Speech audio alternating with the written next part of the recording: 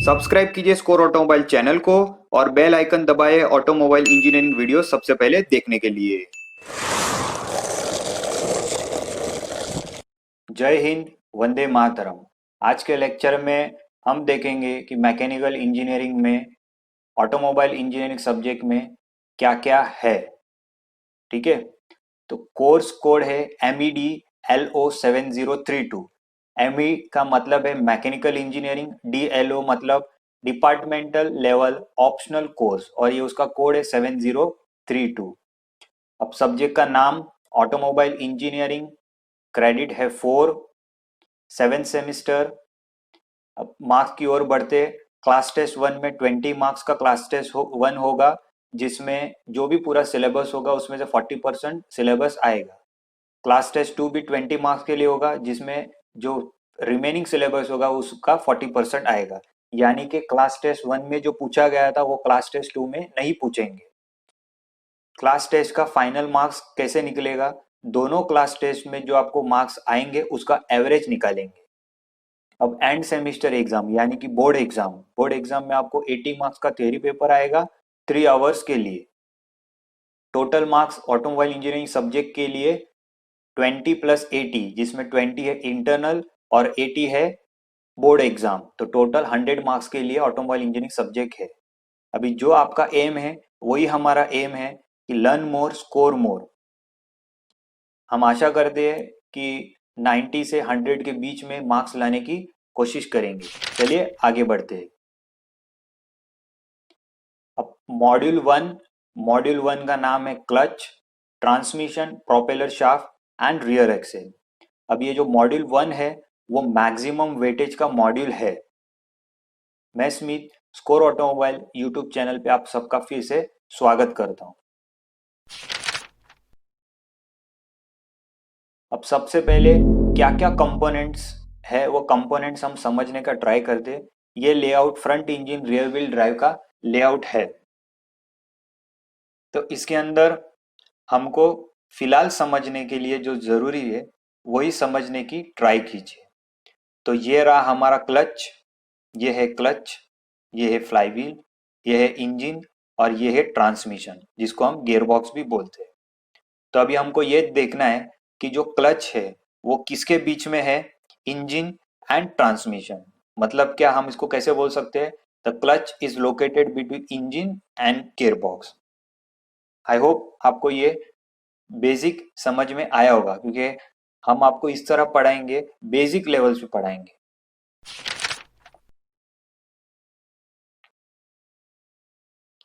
अब actual look components के देखेंगे। एक्चुअल लुक क्या है? ये है फ्लाईव्हील। तो फ्लाईव्हील के n नंबर ऑफ डेफिनेशन है।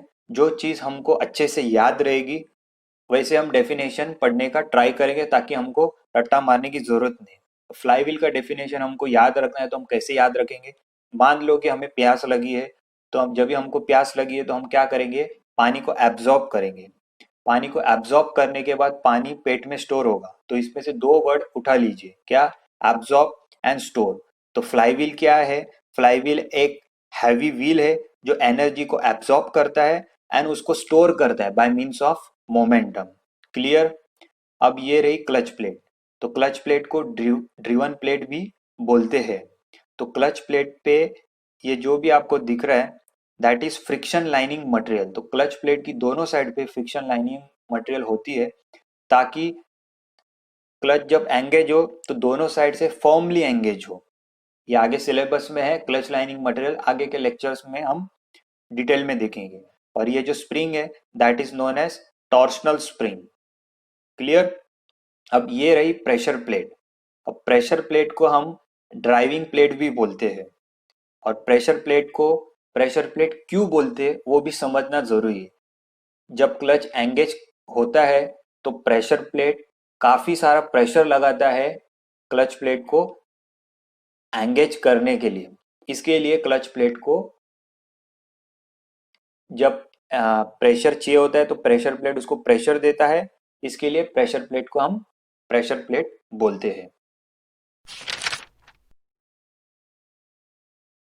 अब सबसे पहले जानेंगे कि क्लच क्या है और क्लच के फंक्शन क्या है। तो जो लेआउट मैंने आपको पहले बताया था वही लेआउट मैं फिर से बता रहा हूँ ताकि आंसर लिखने में आपको आसानी हो। हमको रट्टा मारना नहीं है, खुद से आंसर लिखना है, और जो आंसर हम लिखेंगे उसमें हम अच्छे मार्क्स डेफिनेटली स्कोर कर पाएंगे।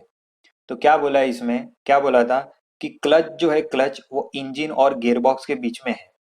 तो वही बोल रहा है, clutch is located between engine and gearbox. दूसरा क्या बोल रहा है, it transmits the power from engine to gearbox, मतलब इंजन से पावर वो गियर बॉक्स में ट्रांसमिट करेगा। कौन करेगा, क्लच। नेक्स्ट क्या है, to engage and disengage power between engine and gearbox, मतलब क्या, पावर को एंगेज करना इंजन से गियरबॉक्स और पावर को डिसएंगेज करना इंजन से गियरबॉक्स। अब ध्यान से आप देखेंगे तो आंसर इस तरह बना है कि आपको याद रखने की भी जरूरत नहीं, ऑटोमेटिक आपको याद हो जाएगा। देखिए क्या है, engine and gearbox, engine to gearbox, engine and gearbox. Clear.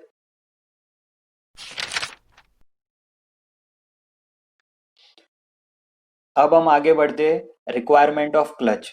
Clutch की जरूरत क्या है।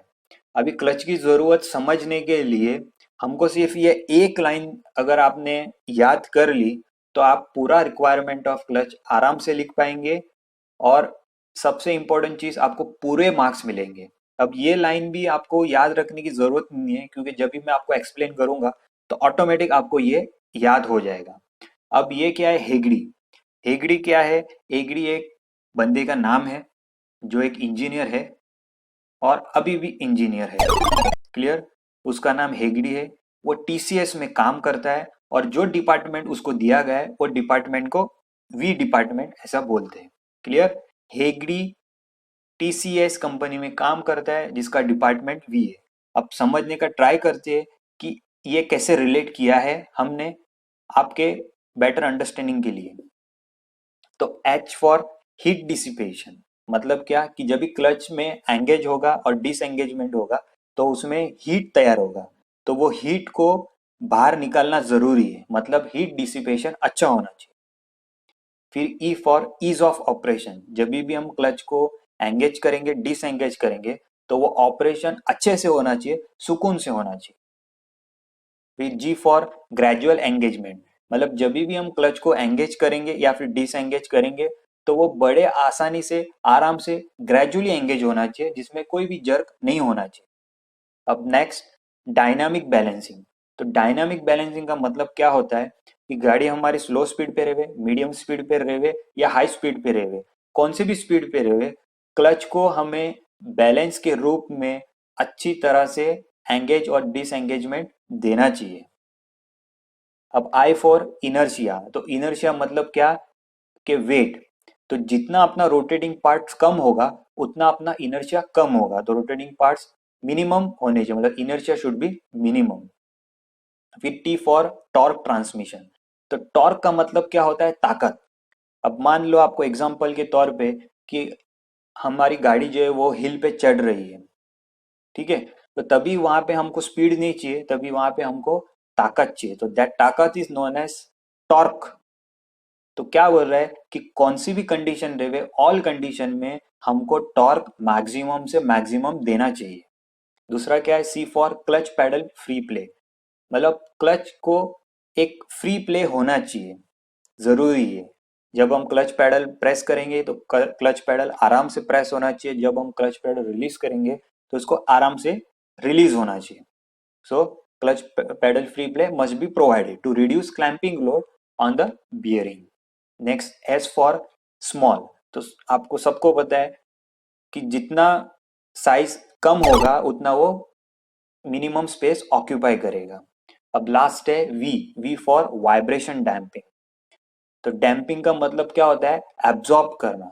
तो जो भी वाइब्रेशन रहेंगे वो वाइब्रेशन सारे एब्जॉर्ब करना, तो उससे क्या होगा कि ट्रांसमिशन में जो भी आवाज होगा वो कम होगा। ये समझने के बाद आपको काफी अच्छा लगा होगा, और आंसर रिक्वायरमेंट ऑफ क्लच आपको इंजॉइंग वे में आपका पूरा प्रिपेयर हो जाएगा। तो इस चीज पे अगर आपने हमारे चैनल पे लाइक नहीं किया है तो चैनल को लाइक जरूर कीजिए, और अपने दोस्तों के साथ शेयर भी कीजिए। चलिए आगे बढ़ते हैं। अब आगे प्रिंसिपल ऑफ क्लच। तो मेरे प्रिंसिपल सर का नाम तो चारू पांडे ऐसा था, अभी भी है। तो देखते हैं कि क्लच के प्रिंसिपल का नाम क्या है। क्लच के प्रिंसिपल का नाम है फ्रिक्शन। अब जो लिखा हुआ है वो देखने की जरूरत नहीं है, डायग्राम आप समझ लो, खुद से आप लिख पाएंगे। तो ये जो डिस्क सी है, ये जो डिस्क सी है वो शाफ्ट ए पे माउंट किया गया है।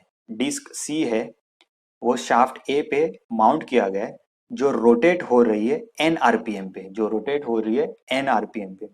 और ये जो डिस्क डी है वो स्टेशनरी है, मतलब वो रोटेट नहीं हो रही है। वो किस पे माउंट की है? शाफ्ट बी पे। अब ये दोनों के बीच में गैप है, राइट, ये दोनों के बीच में गैप है, यानी कि ये दोनों एंगेज नहीं है। अब ये दोनों को एंगेज करना है तो हमें क्या करना होगा कि ये डिस्क डी को क्या करेंगे, थोड़ा सा धक्का मारेंगे, थोड़ा सा हम इसको धक्का करेंगे, थोड़ा सा इसको प्रेस करेंगे। कब तक प्रेस करेंगे कि ये डिस्क डी इसके कांटेक्ट में ना आ जाए, इस तरह कांटेक्ट में आ जाए। देखिए अब इसके बीच में फ्रिक्शन आ गया, नो गैप, दूरियां जो थी वो सारी मिट गई। तो उससे क्या होगा कि डिस्क सी जो एन आरपीएम से घूम रहा था, सेम डिस्क डी वही आरपीएम पे घूमेगा। तो this is known as principle of clutch, that is friction. Friction आ गया तो एक जो प्लेट रोटेटिंग है और एक स्टेशनरी है तो वो भी रोटेट करना स्टार्ट करेगी।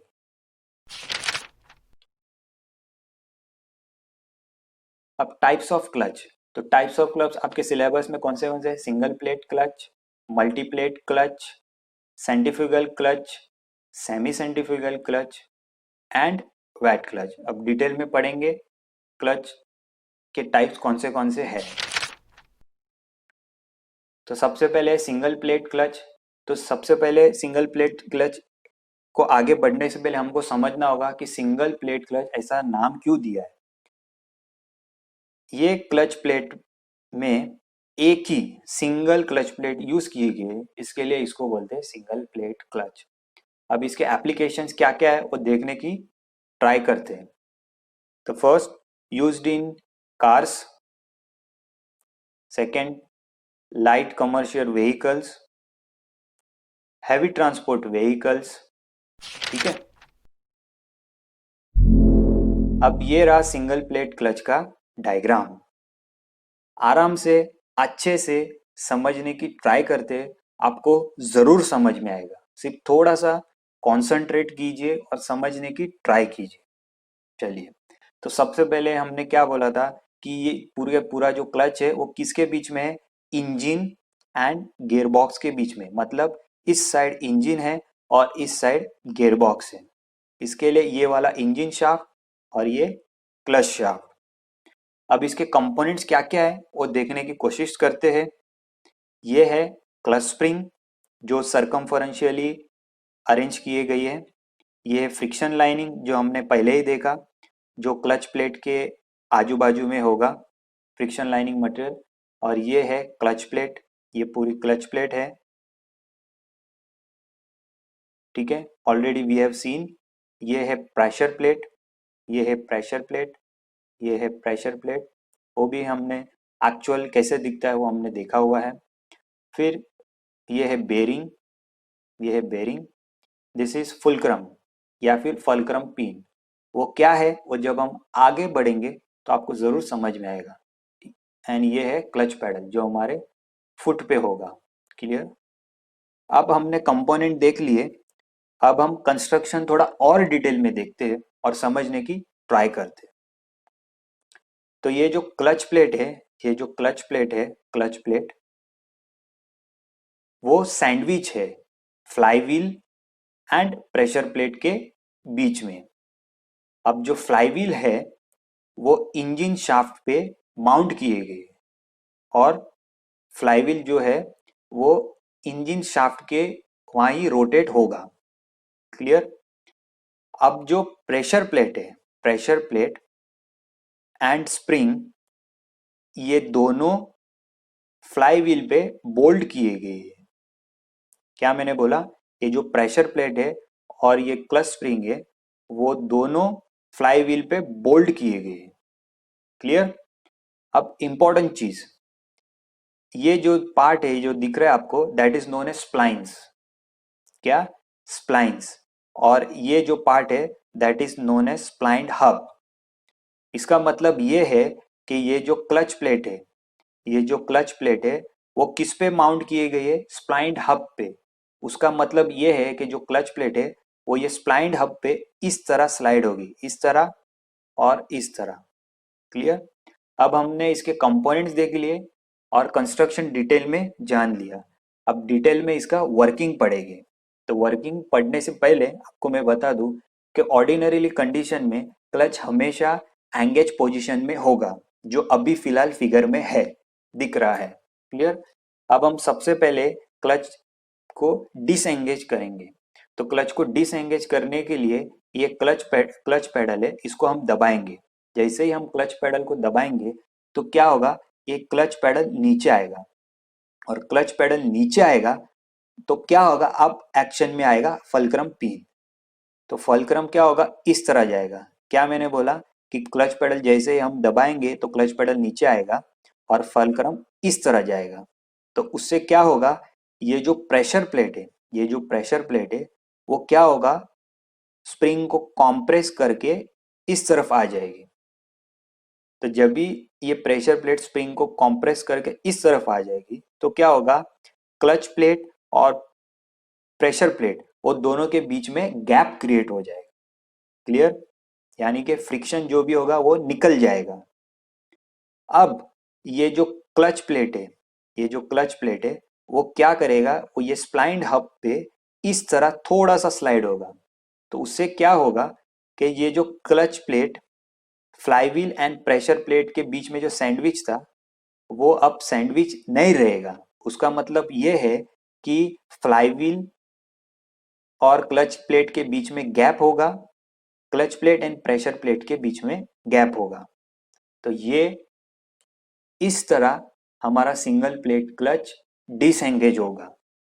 अब हम देखते हैं कि सिंगल प्लेट क्लच किस तरह एंगेज होगा। तो एंगेज करने के लिए क्या होगा? हमारा क्लच पेडल हमने जब प्रेस किया तब ये पोजीशन पे था। तो जब हम क्लच पेडल को रिलीज करेंगे तो क्लच पेडल नीचे से ऊपर जाएगा। कहाँ जाएगा? नीचे से ऊपर जाएगा। तो ये फलक्रम क्या करेगा? फलक्रम इस तरह आएगा। तो फलक्रम जब इस तरह आएगा तो क्या होगा? ये जो क्लच स्प्रिंग है वो एक्शियल फोर्स देगी प्रेशर प्लेट को। एक्शियल फोर्स का मतलब है इस तरह फोर्स देगी प्रेशर प्लेट को। तो प्रेशर प्लेट क्या करेगा? प्रेशर देगा किस पे? क्लच प्लेट पे। तो क्या होगा? क्लच प्लेट वापिस फ्लाईव्हील एंड प्रेशर प्लेट को के बीच में सैंडविच हो जाएगा। तो इस तरह हमारा क्लच प्लेट क्या होगा? सैंडविच हो जाएगा और clutch is said to be engage. अब आपको समझ में आया होगा कि क्लच कैसे एंगेज होता है और कैसे डिसएंगेज होता है।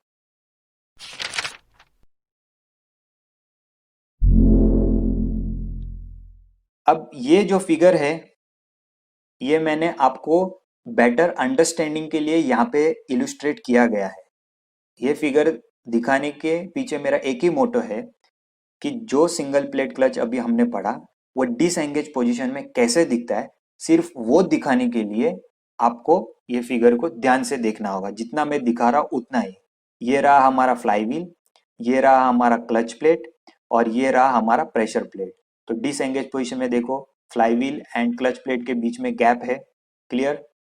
Clutch plate and pressure plate के बीच में गैप है, मतलब ये डिसएंगेज है। यहाँ भी देखिए, फ्लाईव्हील और क्लच प्लेट के बीच में गैप है, clutch plate and pressure plate के बीच में गैप है। मतलब इस तरह ये डिसएंगेज होता है।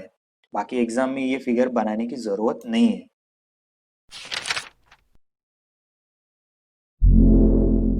अब आप सोचेंगे सिंगल प्लेट क्लच का आधा डायग्राम वापस से क्यों आ गया? क्यों आ गया? क्योंकि आप हमारे साथ पढ़ रहे हो। आपको यहाँ पे ज्यादा से ज्यादा लर्न करना है और स्कोर करना है। तो स्कोर करने के लिए आपके पास कुछ ट्रिक होनी चाहिए। तो ये ट्रिक आप आपके पॉकेट में रख लो कि एग्जाम में आपको सिंगल प्लेट क्लच अगर आ गया तो आपको केवल इतना ही डायग्राम बनाना है और उसे एक्सप्लेन करना है। 100% आपका कोई भी मार्क्स कट नहीं होगा। सिर्फ इतना ध्यान रखना है कि आपको ये सेंटर लाइन बनाना है, आपको ये सेंटर लाइन बनाना है और जो लेबलिंग नीचे दिए गया था वो ऊपर ऐड करना है। जैसे कि एग्जांपल के तौर पे ये रही प्रेशर प्लेट, ये रहा क्लच स्प्रिंग, ये रहा क्लच प्लेट और ये रहा फ्रिक्शन लाइनिंग मटेरियल। ठीक है, अब आपको अच्छा लगता होगा कि जो डायग्राम बड़ा बनाना था उसका बर्डन कम हो गया और हाफ डायग्राम में हमारा काम हो जाएगा और मार्क्स भी अच्छे से मिलेंगे। अब मल्टीप्लेट क्लच, तो मल्टीप्लेट क्लच पढ़ने से पहले हमको जानना जरूरी है कि मल्टीप्लेट क्लच को मल्टीप्लेट क्लच क्यों बोलते हैं। क्योंकि यहाँ पे नंबर ऑफ जो क्लच प्लेट है वो ज्यादा है और उसके साथ फ्रिक्शन एंड मेटल प्लेट भी ऐड हो जाएंगे। अब इसके हम एप्लीकेशन देखते हैं कि मल्टीप्लेट क्लच का एप्लीकेशन क्या है। तो पहला एप्लीकेशन है कि टू व्हीलर में यूज होता है जहाँ पे स्पेस की कमी होती है। सेकंड, रेसिंग कार में यूज होगा जहाँ पे टॉर्क ट्रांसमिशन का क्राइटेरिया मैक्सिमम हो। थर्ड, हैवी ट्रांसपोर्ट व्हीकल में यूज होगा एंड स्पेशल पर्पस व्हीकल में यूज होगा। क्यों? क्योंकि यहाँ पे नंबर ऑफ जो फ्रिक्शन सरफेस है वो बढ़ गए क्योंकि मल्टी प्लेट है। क्लियर? अब फ्रिक्शन प्लेट कैसे होती है वो आपको मैं एक्चुअल डायग्राम दिखाता हूँ। तो ये रहा फ्रिक्शन प्लेट जिसके अंदर इसके तीत आउटर साइड पे है और ये रही दूसरी फ्रिक्शन प्लेट जिसके तीत इनसाइड है। ये कंपोनेंट्स आपको इसके लिए दिखा रहा हूँ क्योंकि आगे हम इसका वर्किंग पढ़ेंगे तो तभी तकलीफ नहीं होना चाहिए कि फ्रिक्शन प्लेट कैसे होते हैं। क्लियर? तो ये रहा डायग्राम मल्टीप्लेट क्लच का। ठीक है, अब इसके कंपोनेंट्स देखने की ट्राई करते हैं कि कुछ कंपोनेंट्स ऐसे है क्या जो हमें पता नहीं है। ये रही क्लच प्लेट, ये रही clutch plate, clutch plate, clutch plate, clutch plate, ये रही clutch plate, clutch plate, clutch plate.